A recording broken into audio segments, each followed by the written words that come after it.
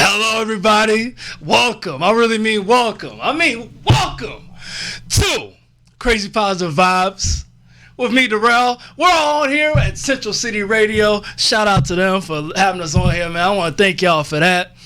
And this is the pilot. This is the first episode of this awesome show, man. I need to come back for this, man. Today, I have an awesome guest, too, man. I really don't like this guy, but I'm just going to tell you what this stuff is. No, I'm playing. We're having a good time. See? No, we're having a good time already. But, I mean, man, I got this awesome guest. This dude is actor, model, director. Man, what else, bro? What else you do? Hip-hop artist and comedian as well. Hip-hop artist, comedian. Man, so many levels to this guy. So I want y'all to welcome to the show, my man, DJ. How you guys doing? Thank you for having me on. Yeah. Super excited, man. We're having a good time. Hell yeah, man. Tell us a little bit about yourself, DJ. A little bit about me. I'm a construction worker during the day. I do comedy at night. I also do a lot of acting, a lot of not so much modeling anymore, but also my main thing now is comedy. That's how I met you, was through the comedy. You had a great bit of Devil's Advocate. I laughed my ass off. I don't know about everybody else. Everybody there has got fucking attitudes and shit like that. Fucking America's Got Talent judges over there got fucking get in their 2 cents. Fuck. But for real though, like no, I thought your shit was funny. Thanks, it was a storytelling. I'm really into storytelling and shit like that. And if you can make a normal story, I mean your story was not normal at all. Right. Pulling out a bullet out your leg, like dude, for real, blew my mind. I was like, what the fuck? But it was a lot of fun. I had a great time. So I'm just glad I'm here. I'm glad I'm hanging out with you. I'm excited, man. This is gonna be good. Cool, man. So what was the first thing you got into? Like what started this whole rise? What started the rise of being the center of attention was sports. My parents didn't want me in the house at all. My family just did not want me at home, so they were like, all right, we're gonna put you in sports at 5 years old. So I'm playing flag football, t-ball, and all that, soccer and all that stuff. And so as I got older, once I started getting into middle school and like high school, middle school kind of would really show that I had talent, that even with all these kids, I'm still the best player. And then once I got into high school, it was, oh snap, there's a bear with my last name on it. They're selling that at CVS so the school can make money. Like, okay, I'm kind of a big deal now. Okay. So then I moved to Arizona. When I was 18, I was a junior. I was born here in Arizona, but when I moved to California, everybody's a lot smarter in California than they are in Arizona. So they're like, hey, this kid's stupid. Let's take him back a grade. Yeah. So when I moved here when I was 18. I was only a junior. I wanted to play sports, and the football coach was pretty much like, I have my team, and you're not on it. So you can put on a jersey, but you're not going to play. I'm like, dude, I run a 4.40, dog. I have one of the best hands in the state. Like, don't. And he was like, nah, you're not on the team. So I was like, cool. I like drugs anyway, so I'm out. So I ended up partying. Through partying, I ended up figuring out that, I don't know how hip-hop got involved. I was like, oh, I want to rap. I want to be a rapper. And so that's usually what happens when you're drunk. Yeah, exactly. So you know what I mean? You 3 lines deep. You're like, bro, I can spit some bars, bro. Got some heat. Yeah, dude, for real though. So I was like, I could do this. So I ended up doing it for a while. I opened up for like Afro Man and Juicy J and MGK. So like I had these big shows. I was touring to like Portland and Seattle, and I was like, bro, this is dope. But I just fell out of love with it. I don't know what it was. Something hit me where I was like, this isn't a thing I want to do anymore. So I got into acting. Acting kind of took me a couple places and everything. Got to hang out with Eric Roberts and everything like that. And I was like, okay, cool. Acting's cool. But I always watched stand-up. Since I was a child, I watched stand-up. Comedy Central Presents was like one of my favorite things to watch. Right. And I was like, let me go try stand-up. Let me write. I have a couple jokes that I've been sitting on for like a year now. Let me see where this goes. And I did stand-up, and I just got that reaction of just everybody thought I was funny. I was a class clown growing up. Right. It only seemed right. So I had a couple good shows, and I was like, awesome, this is dope. Got scheduled with JP, did a showcase. After I only been doing it for, I think, 3 weeks at the time. Right. And JP's like, hey, I want you to do a showcase. And then from that showcase, he gave me another showcase. And nice. So really what it all derived from was being the center of attention in high school. And so the center of attention doing comedy is way different because it's more crowd interaction. Of course. So, it's being the goofball, but make sure everybody has a good time. Like that's what it is, So you're not just roasting people on stage and telling cool stories. I would, no cool stories. I don't have any cool stories. I tried a story one time, didn't work. fucking. You tell the crowd that some old lady got fucking blasted with a big black dildo in her ass, and people are just like, no, it's not funny. Yeah. I'm like, this is a true story. Like, I don't know. It's not, man. That's a regular thing. You think that's relatable? You think you just gonna walk some lady across the street just getting blasted? When it happened, I was like, I guess these ladies are into it, so I thought it was relatable. But it sounds like you're bragging, man. It sounds like, oh no, that wasn't me, dog. Hell no, bro. I'm not that fucked up. Yeah, man. Shoot. For real though. I saw, man. That's like me bragging about, like, I used to tell a story about like a 5-something I had, and all I did was get busy. Like, it's just busy. Like, I felt like I was a staff sergeant at the time in the military, and felt like I was just delegating. Really just did. Like, you do this, you do that. This is you too. This is all right. No, nobody else. This is just a me thing. I guess I'm alone. Right.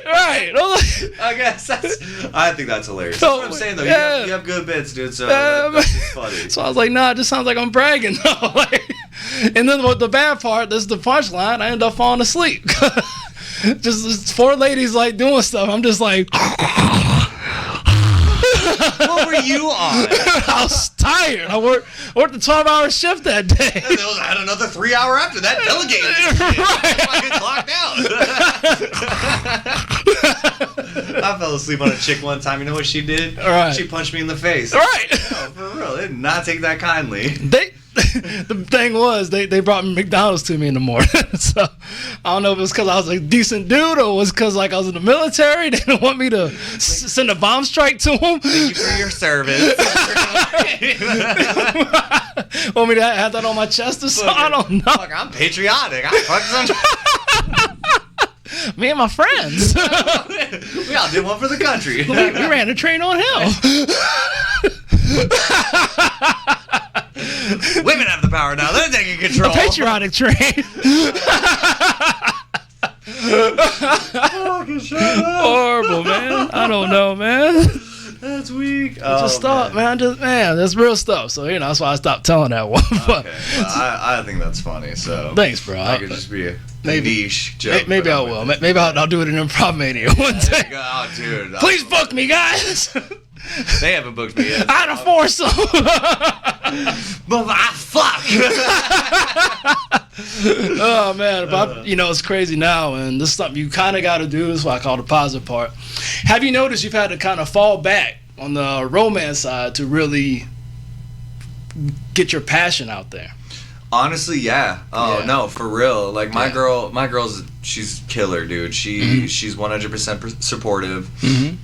Like it's gotten to a point where we'll be in the middle of a conversation, something not even about the topic. I'll go, "Hey, is this a funny bit?" She goes, "Oh yeah, it is," and everything like that. I'm like, "I know this has nothing to do with what you were talking about. I wasn't fucking listening because I was going over this in my head." But she's supportive. But yeah, I've noticed that personal time together. Like right now, we would be together, but instead.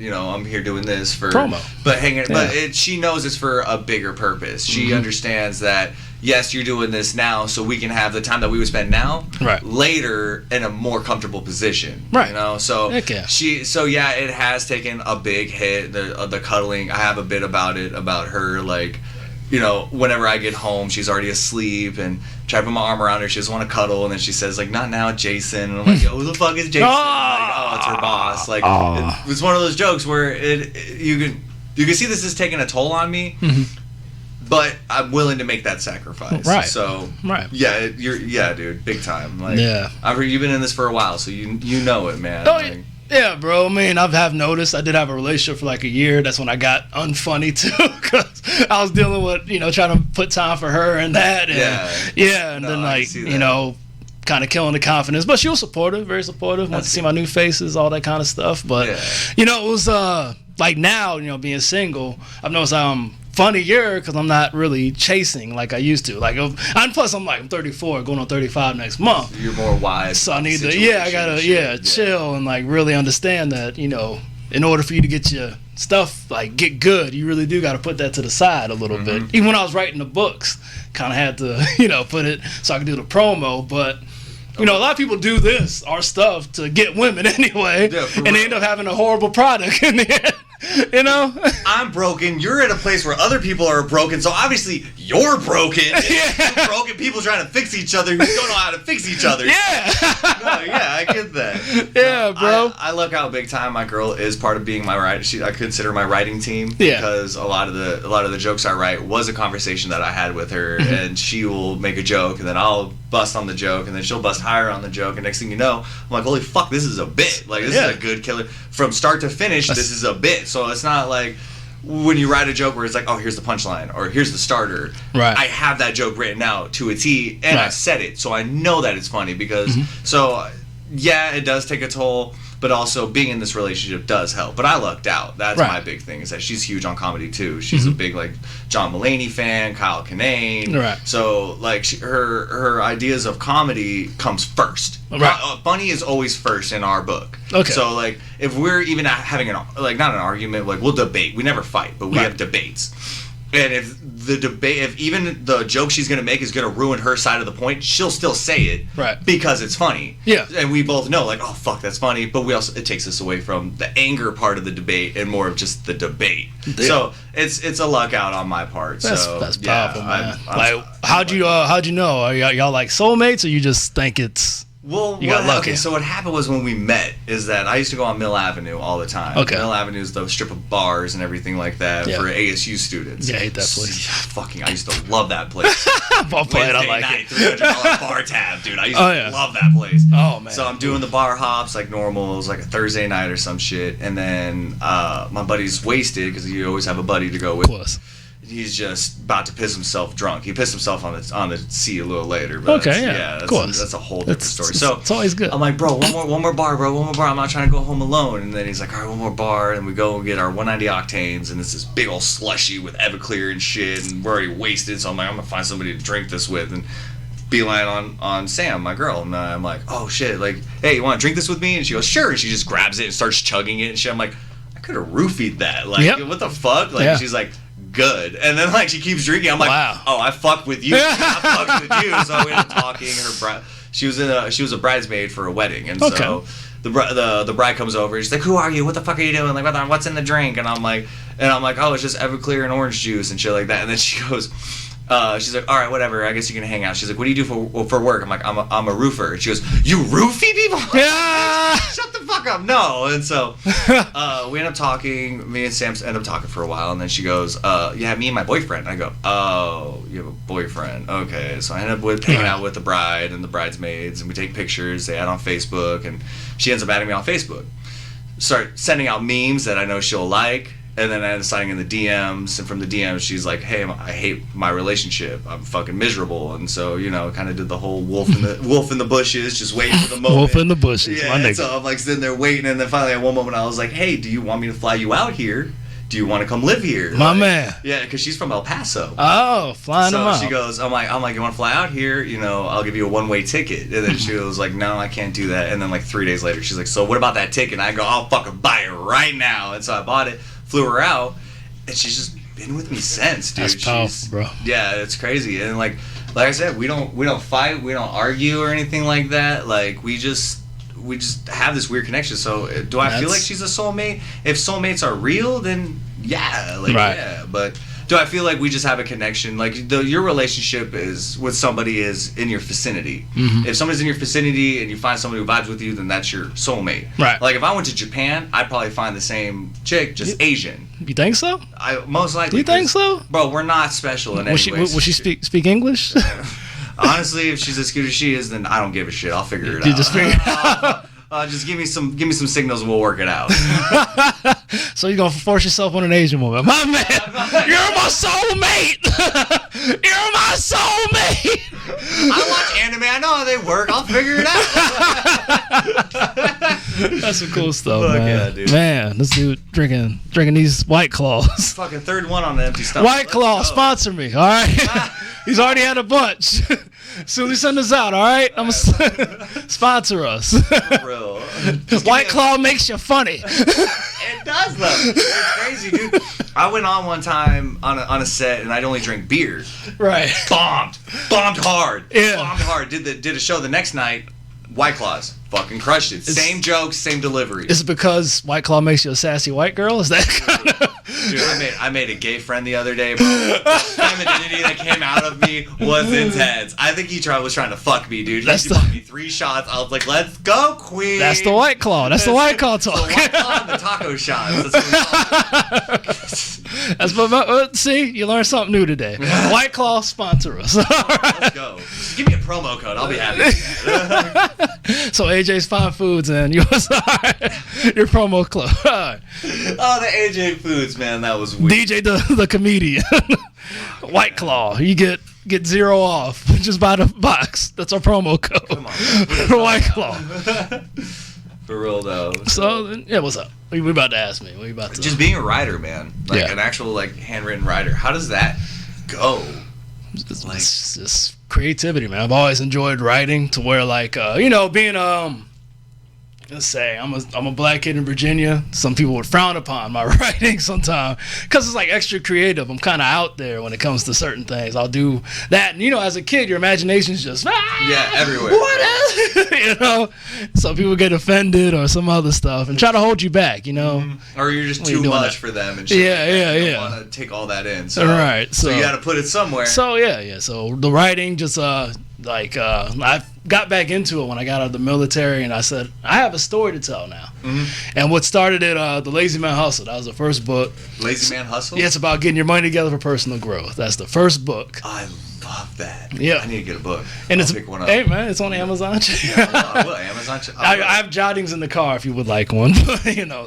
But, Lazy Man Hustle. It's about getting your money together for personal growth, because when I was in the military, I had a lot of people they had the big house, the nice car, but they're asking me for money. So they're fake rich, but they're rich poor. Exactly. Yeah. So me, I don't like to say rich poor, but I do look like I have money. Right. But I'm broke as fuck. Yeah. I may drive a 2020, but that's also half my check. Exactly. Yeah. And that's what it was. And I just said, I need to write a money management book for that's all my books are about helping people. Mm-hmm. So that's always Lazy Man Hustle, helping money management. Help me really say, okay, get out there, see who's out there, help them out. Powerful's the book of Power Gain. That's the follow-up. It's about just having that powerful mindset. Just when you have setbacks, just keep pressing, keep pushing, keep it positive. Stay, optimist. There's always the next step. I could use that. Always gotta have somebody. Yeah. Yeah, no, that's good, because I could use that because I have depression. So to stay positive is really hard. I can have everything go my way, but yet in my brain it'll tell me, you can do better. It's not as good as you think it is. You know what I mean? So shit like that. That's good that you do that, dude. That's super fun. And that's the thing. We can always do better, but why are you chasing perfection? Ooh. Why do you chase? Why chase perfection? If you want to hear some real shit, dude, it's because it was the way I was raised. Yeah. The way I was raised was so I grew up with a silver spoon, big time. So and when I was playing sports, you scored 3 touchdowns, but that one play where you went left instead of right, if you would have went right, that would have been another touchdown. So you could have 4 touchdowns, dude. What are you doing? This is why, we put you in these sports and we take you to these clinics so that you could be a better player. But if you're not going to be a better player, why am I doing this? It's bruh, I scored all the goals today. Why are you doing this? Right. But that's the way I was raised, was that, you did great, but there's always better. Yeah. Which I'm very happy for. It may fuck me up, but we're all fucked up anyways. Right. So I'm glad I'm fucked up to the point where I can always do better. There's always another level. Because you did this now, but imagine if you did this again, but in a different way, it can now be better. So try to make yourself better. Of course. So that's what a lot of it is that, but it also fucks me up to where I'm never good enough. Like I said, I have narcissism and depression, so I think I'm better than everybody else, but I fucking hate myself.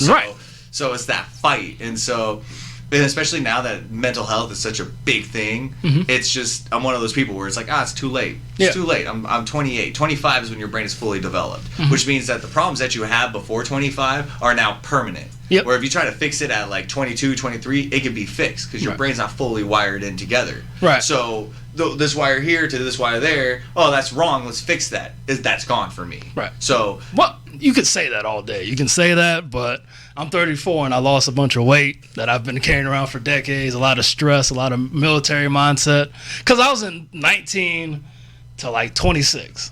That's how long, that's 8 years. That's most of my early life. You know what I'm saying? My development here. That's your development. Yeah. So I had to get rid of that recently, and it was just more of a meditation and really thinking outside of and praying a lot. That's really what really helped me get out of it. Like if I was still military, I wouldn't. Me and you would not have this conversation. I'd probably be at home right now. I'd probably be at work. Probably hating the job, but doing it because I feel like I have to because I got to complete this mission.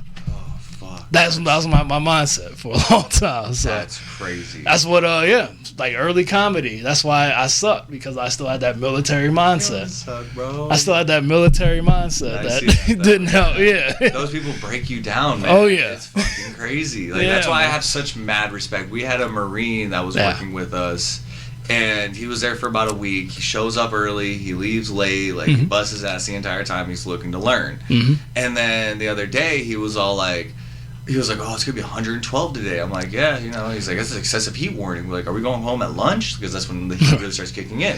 Right. And I go, nah, dude, they're probably going to do, like, work till 5 today. Yeah. And he goes, wait, what? I'm like, yeah, and if you leave at, like, your 8 hours, which will be 2 o'clock, they'll be upset with you. And he goes, nah, fuck that. Yep. And I'm like, I'm like, yeah, I know, I get you. And he goes, nah, fuck that. And he gets in his car and he drives off. And I'm like, I respect that 100% because this dude was put on the front line. He was there fucking saving other fucking, like, the Army's ass and shit like that. Yep. And he was sat here and went, nah, fuck that. I'm not dying for this shit. Yep. But he would, die for brethrens and shit like that. But for this job, he sat there and went, nah, fuck that. Nope. And then there's 5 other of us sitting there going like, I wish I could do that. See? Like, we don't have that mindset and shit like that. So, like, for you to go through what you went through and to come back into here and still carry that kind of persona, like, I respect the fuck out of that, dude, to where you have seen worse than we saw, and we think that we have the worst life. Right. But no, dude, like you just sit there and go, you motherfuckers don't know.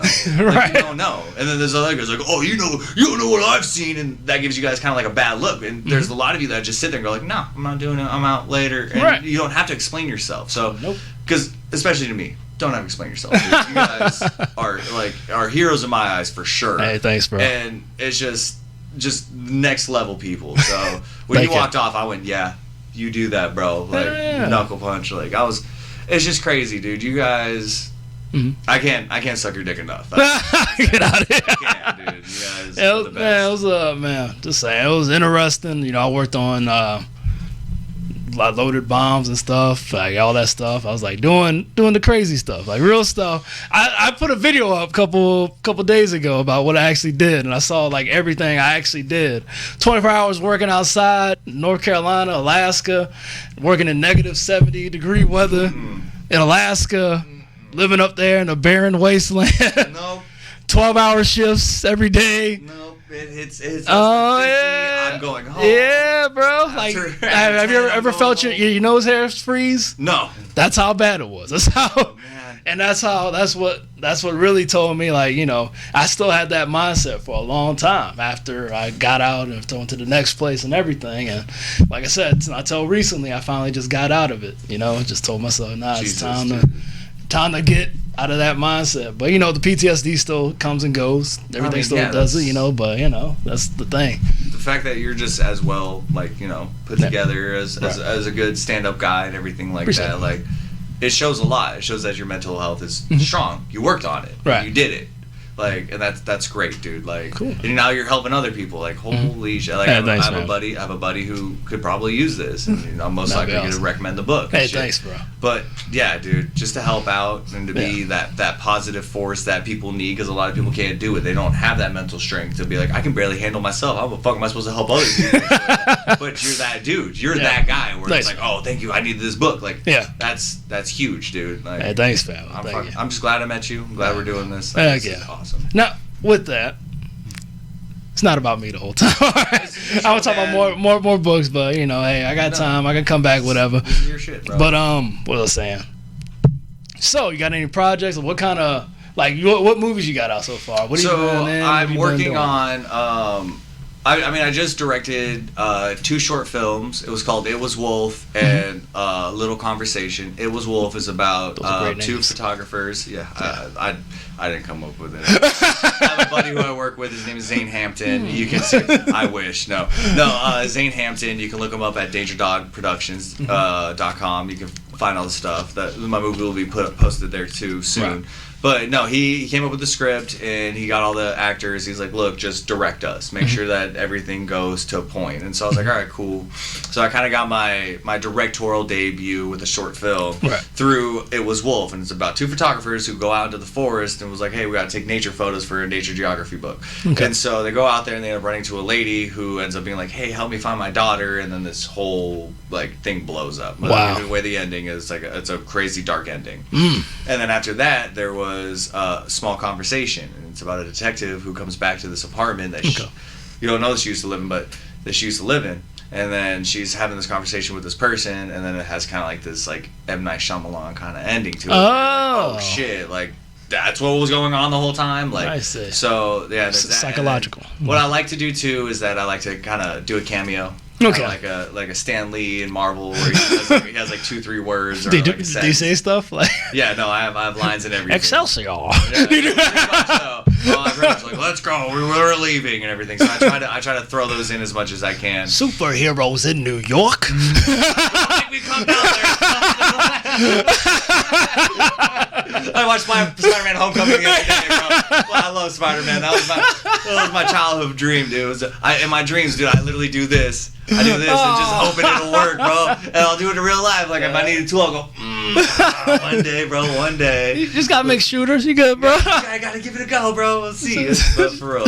Yeah, no, I do. Cool. So, Little Conversations is gonna come out soon. Okay. We're about done with editing. Very awesome. But yeah, so other than that, no, I got the show at Tempe Improv, August 11th. New Faces, as you said. It's my go. It's my first go at it. So let's see how that goes. Yeah, you'll sure do well, man. Yeah, I hope so. I'm sure with the acting background, people don't know acting and stand up go hand in hand. It does. Yeah. It really does. I don't know if you noticed, but yeah, a lot of actors do stand up and everything. Donald Glover did it. The Asian dude from Space Force, he does stand up as well. A lot of other people, Tom Segura, they all do acting. So it does help. But yeah, because you know the emotion, that's the part people don't know. Some people think stand up is just going up there saying some shit. You really so far from. You got to put that heart into what you're doing. There's so much to it. It's like reading a script. It's understanding what the line is, what the line means, and if I say it this way, it can mean this. But if I say it this way, it can actually mean this. So, and that's what we do is we try to find that chemistry in those words, in the sentence, to where if I say it with a high pitched voice, it may sound coming off like I'm, thinking this is a joke. But if I say it with more of a low voice, you guys see that, oh, maybe he's serious. Maybe and that's where it's funny. He's like, oh, he's serious about this. But no, I'm not serious. This is a joke. But the best way for me to say this is through a lower tone.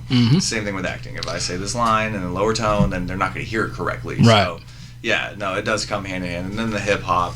Yep. The big thing about hip hop is that in between songs, you have about 30 seconds till the next song comes on. Okay. But then I would switch it where I'm like, let me get a minute in between each song. Actually, let me get 2.5 minutes in between each song so I can mess with the crowd and everything like that. And then it got to a point where I ended up doing 2 songs because 3.5 minutes was stand up. And I was like, oh, fuck, let's maybe get into stand up. And then kind of threw that in the back burner, got into acting, and that's good. So on and so forth. So it's always been in you. It wasn't, well done, Comedy Central presents. That's the best way to put it. Is I watched that as a kid. It was an after school special for me. So I always had a love for comedy. Even on my MySpace page, I had Bernie Mac as one of my videos. Okay. So I always, which Bernie? The Bernie Mac, the one where he was talking about having a daughter and it was the bit where he would go to the mother and she would say no to having a cookie, and then she'd come up to him and be like, Dad, can I have a cookie? A milk and cookies. It's it's 10:30 at night. She's like, I know, can I have? It's that whole bit. I can't remember. Oh, you're talking about the one off of Kings of Comedy. Yeah. So I had that, and then I had Chris Tucker's cockroaches bit and Kool-Aid bit, where it's she buys Kool-Aid but not the sugar, peanut butter without the jelly, and that's where I got introduced into comedy, and then hip hop just kind of took over. Very awesome. Yeah, my favorite Bernie, that's gonna be forever. It was the the Stuttering kid. Yeah, do you know?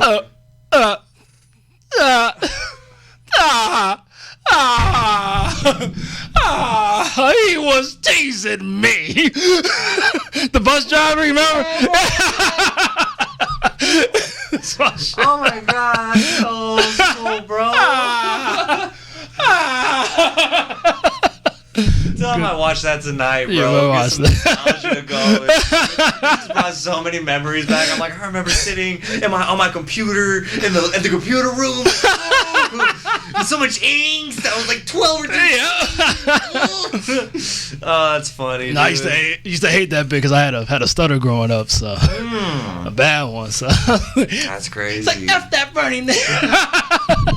Then my dad would come out and slap me in the mouth, saying the F word in front of him, and it's like that's what it was at the time. You're so passionate about it. That's justified. I agree. So yeah, bro. Stuff, yeah, dude. man.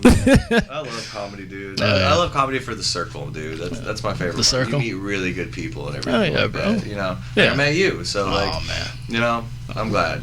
Yeah, I'm about to. No, bro. It's the pilot episode, bro. They're gonna think I'm a crying host. No, you're Joe Coyne up in here, bro. I started doing Joe Coyne cries in every episode he does. Like he'd be talking about like going to Sunsplash. Like, I remember one time when I was like 14, I went to Sunsplash. I'm like, bro, calm down. Yep. Calm down. It's gonna be the new show. I'm with people. It's good to have emotions. You tune in and have see a black guy cry. That's what you tune in for. Bro, there's two of them who can make me cry. It's Will Smith, a Cuban Gooding Jr. in Radio when he finds out his mom died. Shit. You know what? That's the funny thing about acting, and that's why a buddy of mine, we're talking about this. Like, what was it? Somebody was gonna. It's how actors doing like impressions, basically. Yeah. They're doing impressions of people that they're portraying. Exactly, especially if it's like a biology part. Yeah. Like imagine biography. Yeah, like that's so disrespectful. Like in the end, like like Ray, when Jamie Foxx did a horrible impression of a blind man the whole movie. Like, so my point was how did you do great, dude? It was still an impression though. Still, it was a 2-hour impression of Ray Charles. Violinist with Jamie Foxx, bro. You fucking crushed. Same thing. No, you did great, dude. I know. Goosebumps in the middle of underneath the highway playing the violin and shit. It was. You're right. It was good acting though. It was good. No, for real though. You're right.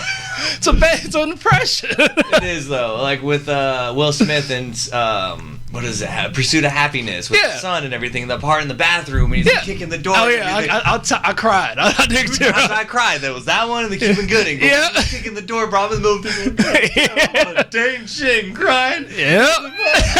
But God damn it, he crushes it every time. Hell yeah. So, that's the emotion, but it's still an impression of that guy the whole time. Ali, the same thing, an impression. That was another good one. Why are you dissing on the good shit, Impressions, bro. I don't know. I don't watch a lot of movies with like white actors, so I don't even know which one I can say about that was an impression. Bernie with Jack Black. That's a good one. Bernie. It's about this dude who ends up like kind of getting really close with this old rich lady. Yeah. He was like a helper, but then I think it kind of gets sensual. But she ends up she's like a super cunt to everybody but Bernie. And so it gets to a point where she's now being a cunt to Bernie, and Bernie's now seeing the sides of what she's giving to everybody else, and then he fucking snaps. Oh. So it's a good one though. Okay. Jack Black, Mr. Funny Guy, serious movie, still crushes it, dude. Every time. So. But yeah, impressions. It's just an impression. It was that Christian Bale movie with Chaney. Oh fuck, that's right. Yeah, still. Damn, bro, you hitting the old school. You throwing the fucking throwbacks and shit, bro. He had a prosthetic. Did you really? That's how deep the impression was. That's how disrespectful. He had a whole prosthetic suit on in the whole movie.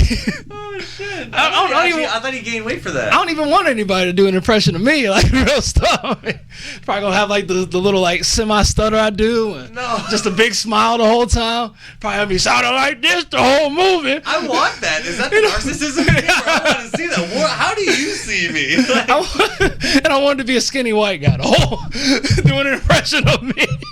Bro, I think there's some deeper issues we need to talk about, bro. I don't think it's the impressions. I think you want to be white. He's still gonna be in a black family and everything, but just gonna be a white guy. You just changed the movies. That's fucking weird. Yeah, man. See, my fear is Zac Efron is Durrell Hearns. That's what I want. I want that movie. Just does like a racist impression of me the whole movie. I'm Durrell I'm a writer, an author, comedian. Let me tell you about my mama. Oh, fuck, dude. Have you not seen Down to Earth? Dude, that Zac Efron. Dude, that just made the joke so much funnier to me because I see Zac Efron Down to Earth playing you. Holy shit. I would watch that movie 10 times over. So your fear is the impression. My fear is documentary. Okay. Like how they're doing like the fucking Hammer Time. Right. What's his name? MC Hammer? Yes. Yeah. So. His name's Oh no, Rick James. Fuck. Ignore me on that. Rick James documentary where they're going back and they're showing a bunch of old interviews and everything like that, and they have people talking about him. My biggest fear is my friends being dickheads about it, and just saying some fucked up shit like that didn't even happen sometimes. Be like, yeah, did you know you used to fuck cats? It's like, what the fuck, dude? No, like, but I'm dead, so I can't even defend myself. So now the new rumors, I'm fucking cats. Like, I might be the guy that says that. You're my fear. You're my fear. As soon as he left the studio that day, he fucked the cat. I didn't know. I was like, Daniel, what are you doing, man? He's like, bro, that's bro. I was able to show you. He pulled the cat out of bed. No, that's not what happened. But that's my fear, is that I'm dead from a fucking random drug overdose because I thought I could be the old me, and I was like, yeah, let's do 17 lines of cocaine at once. Let's see what happens. And then, dude, that's my fear, is my old friends being dicks. Yeah, the whole cat, bro, in the bathroom. I was like, come on, bro. See, I know we can talk like this. It's called Crazy Positive Vibes, all right? We're funny with a little bit of positivity, so it's good. Dumb, dude. Just saying dumb shit to make people laugh. That's my shit, dude. Just thinking, bro. Just thinking about... I might do that. A cat. I hope you do, though. I hope you commit, dude. I hope you commit. I'll make sure I'll OD in like 7 years, so I at least have a name, and then it can be bigger. Yeah. All right. It was a cat and somebody's grandma. I was like, dude, this dude's on a whole nother level. Fucking grandma's little boy, bro. Yeah, man. It was a weird cat. He kept saying "Gato" repeatedly.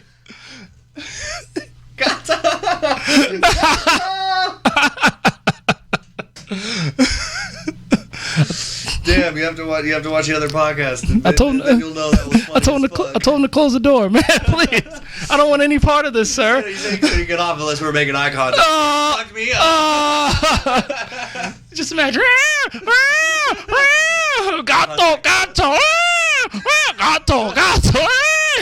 No, I don't like it.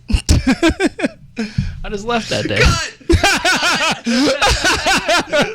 Oh shit!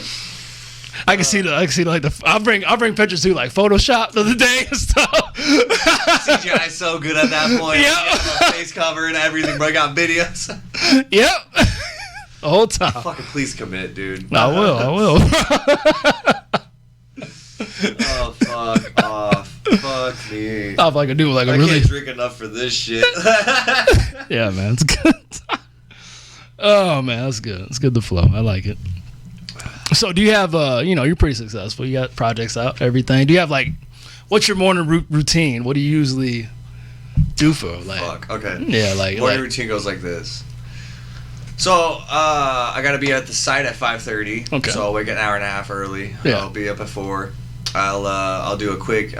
My girl got me into yoga. Mm-hmm. She does the 25-minute sessions. I'll do a quick 5. I'll do like a sun salutation, just one way through. Right. So I'll go through that. I'll go out and have my morning cigarette and then some coffee. Get that morning shit out of the way, because I don't know if you've ever been in a Portishead or in Arizona in the middle of summer. It's like a Turkish bathhouse, where it's just you're sweating your face off. There's fucking racist drawings all over the place. Like yesterday, I saw a swastika dick. Oh. It was just dicks in a swastika. Oh. So there's all that shit. I try to avoid it. And then of course you got the Mexicans who eat these fucking full healthy meals. So they're it's horrific. You can smell it. I got you. Oh my god, dude! I'm like roast beef, chicken. Why is there corn in this? Ew. So so I try to avoid that. So I'll have my morning cigarette. I'll go on Reddit, do the shit, and then I'm out on the road by at least 4:45, 5 o'clock at the latest. Right. Because every site I'm at to is 30 minutes away. I get to the job site.